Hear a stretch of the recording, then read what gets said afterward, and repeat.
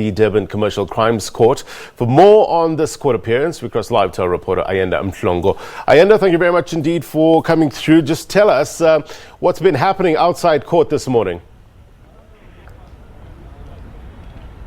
Yeah, very good morning to you, Blaine. Good morning to our viewers. As you can possibly see behind us there, the supporters, members of the ANC coming from various branches across the eThekwini region.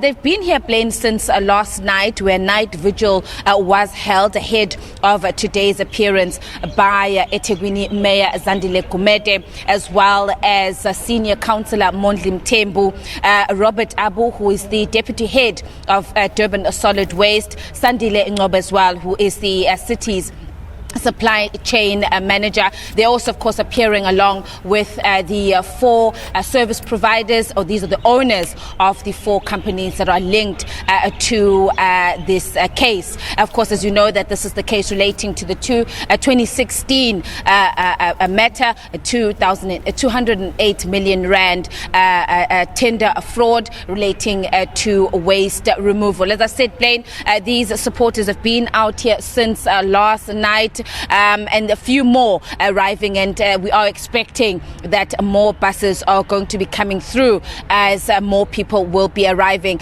The mayor has arrived. We saw her coming in about 10 minutes ago inside the court. And just very quickly, Blaine, I know you mentioned there the Durban Commercial Crimes Court. We are at the Durban Magistrates Court, so it's moved from the Durban Commercial Crimes Court, and that is because of space. So this matter is going to be here today at the Durban Magistrates Court, and it's just a matter of the fact that the Commercial Crimes Court does not have enough space to accommodate everybody. You'd know, of course, that this is a case that has drawn a lot of public interest. So aside from the accused in the matter, there's also their supporters, family members, and there's quite a large contingent of journalists as well that are both inside the court and outside. But just speaking about the support, we know that since the mayor was placed on a special leave of absence, there's been a number of protests to the ANC's offices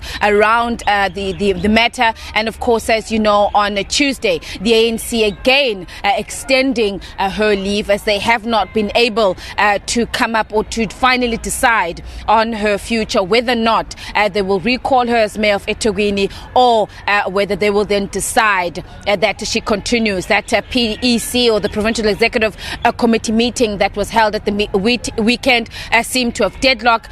Party leaders who attended that meeting did not agree, and they then asked for more time. And Blaine, we simply believe that it could be that others wanted to buy time for the case today, and to see there are those who believe that the case might be withdrawn. But of course, that just remains a speculation at the moment. We have been in contact with the NPA when the matter was postponed last time. It was for further investigation, so we're unclear how far the investigators are on that with their investigation, whether today they'll say that they've concluded the investigation and they're possibly ready to proceed with the case, or if they're going to request more time with that investigation. My colleague Simphiwe Makhanya is inside court, and so he'll be following those proceedings for us, and we'll be chatting to him when they come up. But let me now speak to Mr. Stu Magwaza. He's been one of the gentlemen that has been mobilizing support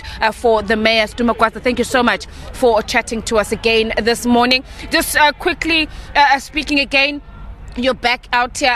We haven't had an opportunity to speak to you as the supporters for the mayor and Councillor Mthembu. Just your quick reaction to this latest extension by the ANC for the mayor's leave. Thank you, Ayanda. Our position is very clear: is that the PC has arrived to a position to say they want to fire the mayor. So whatever they do, they are just buying time for them, so that they find more reason to fire the mayor, because that extension is illegal. That extension does not make any sense. They are trying to interfere on a process that they are not in control of. If they want to, if they want to be in control of the situation, they were supposed to invoke Rule 25 of the Constitution, so that they put her through the disciplinary process, and then they give her the opportunity to respond, and then take a decision from there. But this is a court process. It's a court process. They have no control over it. It has its life of its own. So I don't know, but we're at a point where we strongly believe that the PEC, especially Mthembu, is pushing very hard so that the mayor can be recalled. Let's just come back now to court. And I know in our discussions we've always been speaking about the ANC and its processes and how they've handled the matter. Let's come back now to look at the charges that the mayor is faced with. And one of the reasons we understand that the party is debating has been on the bail conditions. They're very strict bail conditions, that she's not allowed to interact or to be in communication with a number of key departments, which in order for her to effectively run or be able to perform her duties, she would have to be in communication with. What would be your response then, that she simply then will not be able to effectively carry out her duties? I think the issue of bail condition is really being raised by people who are not fair. The bail condition does not say the mayor should not enter her office in the city hall. The bail condition does not say that the mayor cannot share an ESCO meeting and receive a report from the city manager. The bail condition does not say that the mayor cannot go and engage on a stakeholder engagement with the public. It doesn't say that. The bail conditions are solely based on Municipal Finance Management Act and on Municipal Structures Act. It says exactly what the mayor should not do. The mayor should not interfere with the process, with the procurement processes. The mayor is not an executive authority of the municipality. The mayor is a ceremonial. She's a political oversight. Number two, when the mayor delivered a budget speech at City Hall, if he did broke that bail condition, the investigation office and the court was going to be in a position to invoke the what you call the Bambob. Yes. So they didn't do that because there's nothing. You see, the bail condition is a law process. It's not something that can be determined by politicians. So you still believe that she would still be able to carry out her duties and just stay away from these key departments or the officials running these key departments? As ANC leaders yourself, you've also then said that the party needs to act against corruption. Looking at the state of the municipality, you're concerned at the current state of irregular expenditure. There's just been a number of recent reports that speak to things that are not being run well in the municipality. The charges that she's faced with are rather serious. Your response? Yes, yes. The ANC as a party and us as branches were very clear on the issue of corruption. We do not tolerate corruption because corruption affects the majority of the people that we lead. But what we're also saying is that when it's come to eThekwini municipality, there was a Comrade Nkosazana Dlamini Zuma that was here. She said the municipality is performing reasonably well. Yes, so there's no issues. All right, Stu, we'll catch up with you a little bit later. We're running out of time. There's Stu Magwaza representing the supporters of eThekwini Mayor Zandile Gumede. That case is here at the Durban Magistrates Court. It is expected to get underway shortly, so we'll be continuing to give you coverage from here. Blaine, back to you. And just before you go, just give us a sense of what's happening in the eThekwini municipality at the moment. So currently, my understanding is that the deputy mayor, Fozia Pierre, is currently at the helm. Just tell us if that's still the case.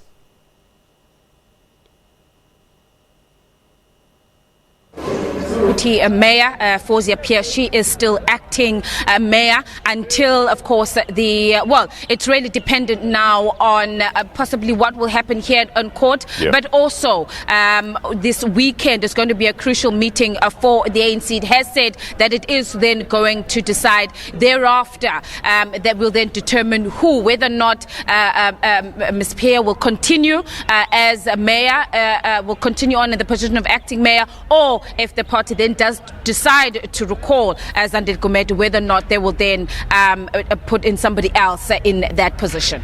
Yeah, you look, reportedly the party is seemingly grappling with a decision on Zandile Gumede, the ANC that is, and it's asked for more time to make a final decision. We understand that some sort of announcement is going to be made on Sunday. Is there certainty, Ayanda, from what you're getting, that this decision will be announced on Sunday?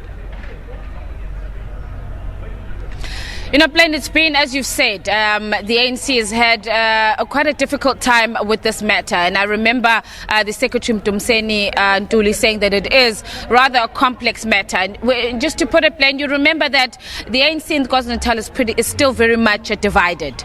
And you still have those factions within the PEC. They're playing themselves out within the PEC, where you still have those members who are supporting Mayor Zandile Gumede. And this stems, of course, from the conferences of the ANC, the conference that elected her, that very controversial 2015 elective conference that elected Sihle Zikalala, and even going far as to the ANC's national elective conference in Nasrec. And so there are still those divisions within the PEC. This weekend, the ANC has said that it is going to then make a final decision on her future. But if we speak to some people on the side, Blaine, they're still saying that they're going to go to that meeting to continue to challenge this decision by the ANC, to say from the beginning the manner in which they handled it, that they should have not put her or requested her to take a leave of absence,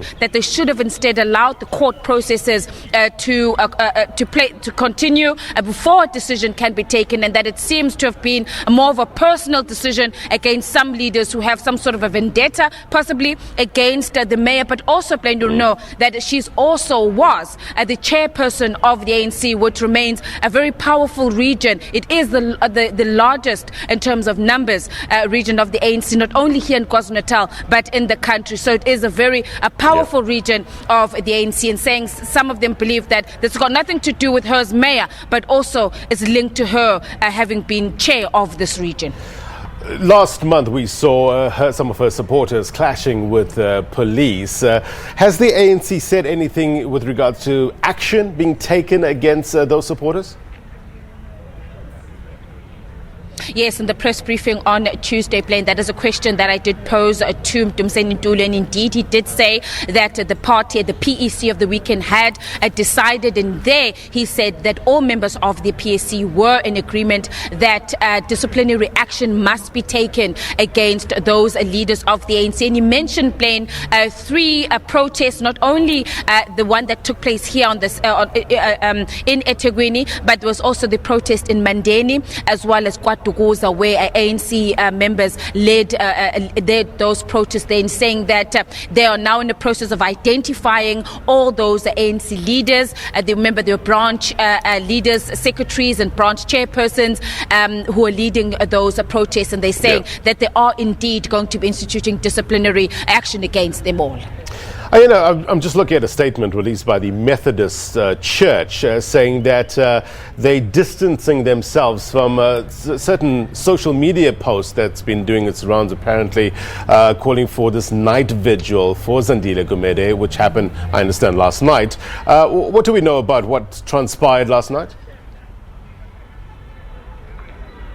Yes, last night, Blaine, the Methodist Church was distancing itself from a prayer that was a church service, rather, that was going to take place in KwaMashu at the Methodist Church there.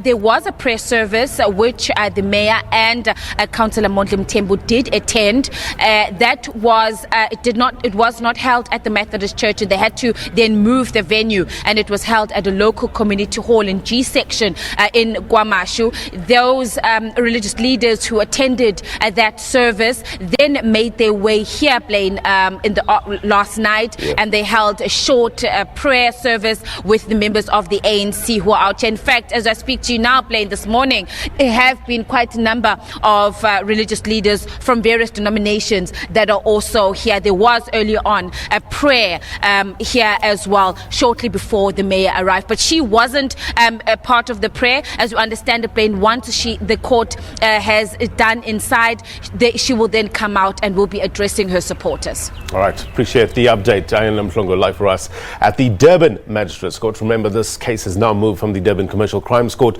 to the Magistrates Court because of space issues. We'll try to catch up with Ayanda a little later on.